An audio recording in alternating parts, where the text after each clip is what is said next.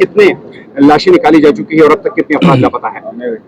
बिस्मिल्लाहिर्रहमानिर्रहीम। कल का वाक़या वाकई जिस तरह आपने कहा एक दिलखराश वाक़या था, और वो सिर्फ उन ख़ानदान का गम नहीं है जो जिनके लवाकिन इस सानहे का शिकार हुए, बल्कि हमारी पूरी कौम के लिए एक गम का दिन था, बहुत भारी दिन था कल।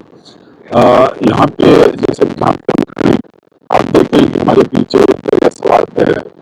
दरिया सवात की एक जो खासियत है कि यहाँ पे फ्लैश फ्लड्स आते हैं जिसमें रिस्पॉन्स बहुत कम होता है, पानी का बहाव भी बहुत तेज़ होता है, जिसके लिए बहुत ज़्यादा इंतज़ामिया को चौकस भी रहना पड़ता है, हमारे रेस्क्यू टीम्स को भी बहुत चौकस रहना पड़ता है, और साथ साथ में जो टूरिस्ट आते हैं उनको भी गाइड करना पड़ता है कि जी ये रिवर जो है, ये दरिया सवात, इसका जो बिहेवियर है वो अनप्रेडिक्टेबल है। कल आपने देखा जहाँ पे फैमिली दरिया के बीच में गई पिकनिक मनाने के लिए, तो वहाँ से बहुत तेज़ फ्लैश फ्लड आया और हमारे तकरीबन 18 से ज़्यादा जो लोग थे सियालकोट से ताल्लुक़ रखते थे वो वहाँ पे पानी के अंदर गिर गए।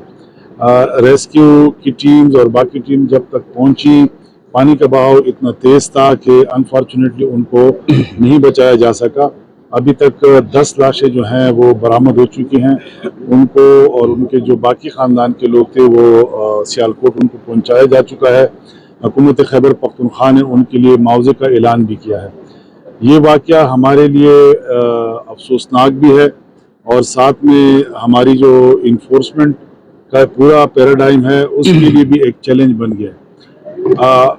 वज़ीर आला खैबर पख्तूनख्वा की मंजूरी के बाद कल एक आला सतह की इंक्वायरी भी बिठाई गई है, जिसकी सरबराही चीफ मिनिस्टर इंस्पेक्शन टीम के चेयरमैन कर रहे हैं, और साथ में 2 अफसरान भी हैं। लेकिन हमारी जो इब्तदाई इतलात थी, जहाँ जहाँ से कोताही हुई थी, यानी जहाँ ख्वाजा खिला के मुख्तलिफ रिवलेट्स हैं वहाँ से ये पानी का बहाव शुरू हुआ, तो वहाँ से अर्ली वार्निंग आनी चाहिए थी। उसमें जो लैग आया उस भी वहाँ के जो हमारे असिस्टेंट कमिश्नर थे उनको सस्पेंड किया गया।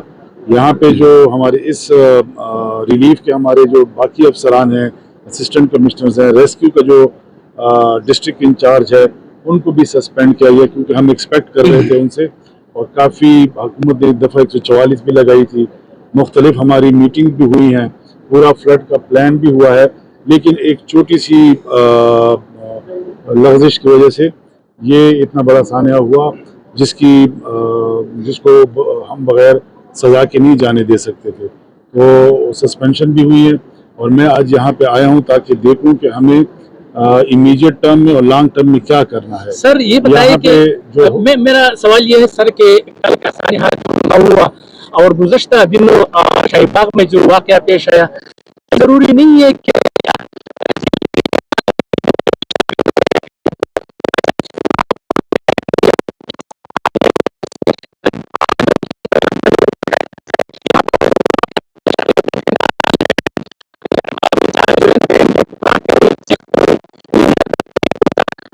कि हमारे 1122 के पास इक्विपमेंट नहीं है?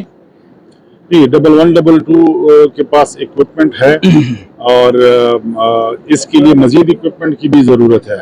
जैसे कि कल इस वाक़ये के बाद हमने सोचा कि हमारे पास अगर हम ड्रोन प्रोक्योर कर लें, जो यहाँ पे ऐसे स्टक बच्चों को, ऐसे लोगों को हम उसी वक्त लाइफ जैकेट्स और हेलमेट्स प्रोवाइड कर सके, ताकि कम से कम पानी के साथ अगर बह भी रहे हो तो उनकी ज़िंदगी को बचाया जा सके।